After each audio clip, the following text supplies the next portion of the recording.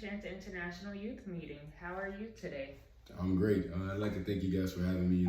It's truly a blessing to be in the presence of the youth. I love talking to you guys, and I'm ready to get going. Let's start with who are you today? It's a really good question. I'm Jaden. I'm Jaden Lewis Brown. I'm a motivational speaker, famous at that. I'm famous. I'm a businessman, and I'm also a business. I do a little bit of talking. I dabble here and there, but I also have a YMCA where I just teach I teach kids from 10 to 18 about the values that I hold dearly and true to my heart, which I also end up speaking to other people about. So yeah. What made you become a motivational speaker? What really made me become a motivational speaker was really the fact that I love speaking, and I found at an early age I was told, and I was able to see that when I talk, I can see that people tend to listen more than if somebody else is to say it, and I just really picked up on that. I found a liking to talking, and I'm really just energetic, and sometimes I'll be put into the leader role, and I do very well in that role. So I just wanted to build upon that, and I just want to lead people, letting people know that they can do whatever they really want, so that they can do what they need to do. It doesn't matter about being optimistic or pessimistic. It just matters about what you hold dear to your heart and what you actually plan on doing in the future.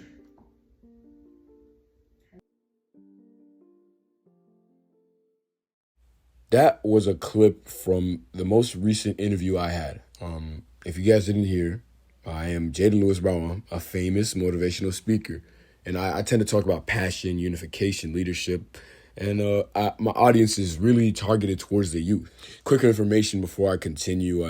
I'm a businessman, and I'm also a business. I own a few sponsorships with Nike, Polo, Zara. I own a YMCA that teaches kids what I usually talk about to the youth. It just teaches them the power of their voice and how to use it, because those are the values I hold to myself. Knowing how to use my voice got me where I am. So if a child knowing how to use their hands, if a child knowing how to use their brain, it doesn't always have to be voice. Not everybody's going to be the same. Everybody has different walks. But if they know how to use those skills that can get them where they need to get, by all means, let's get them there. I remember taking this class my freshman year of college in 2022, the fall semester.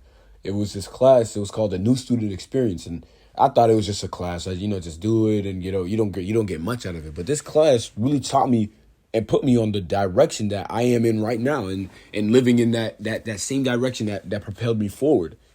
And I still hold this purpose statement dearly to me to this day. I live by this, but my purpose is to unite people together through communication, belief, positivity, and by being an includer through speaking, ministering, and creating an environment where people can speak on what they feel and believe firmly.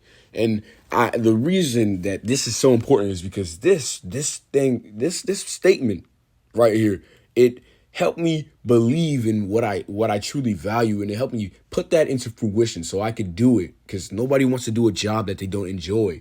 This is why I'm speaking, because that's what I enjoy. I enjoy speaking. I enjoy leading. I enjoy uniting people together. And this purpose statement helped me apply that to what I firmly believe in. But to sum it up, that purpose statement, it helped me narrow down what I really wanted to do career-wise. And it helped me, and it was a wise move to make, because it helped me realize that I don't only have one occupation I can choose. I had at least 5, and I was able to understand where I could go, where I could move, and how I could extend upon that. But in order to actually get where I am right now, I had to graduate.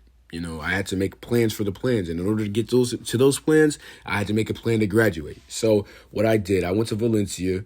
I finished that up about 2 years, from fall of 2022 to spring of 2024. Then I transferred to UCF. I got my bachelor's in psychology. And in total, from Valencia, I'd say I spent about $10K. And in UCF, I spent about $25K. But all of that was able to be paid off with FAFSA and Bright Future scholarships. And I was set. I was able to do what I had to do. But I didn't do all of this by myself. I had to use resources like the library, the student service building, and the math lab. The library really helped me clear my head out. It really helped me understand what I was doing before I would actually get into class. If I actually knew the material, if I actually could teach this to somebody else, if I could teach it to myself.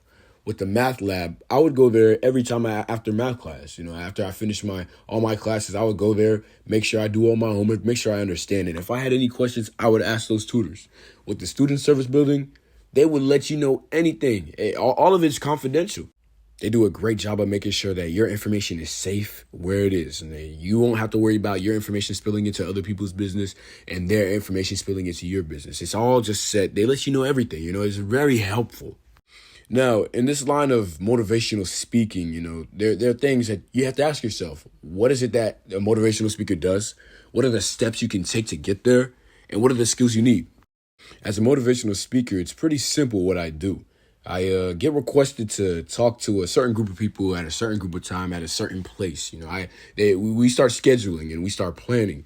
And on my part, I have to schedule and plan how I'm going to approach this group of people, how I'm going to research the topic that they want me to talk about, because they're going to give me a topic to talk about.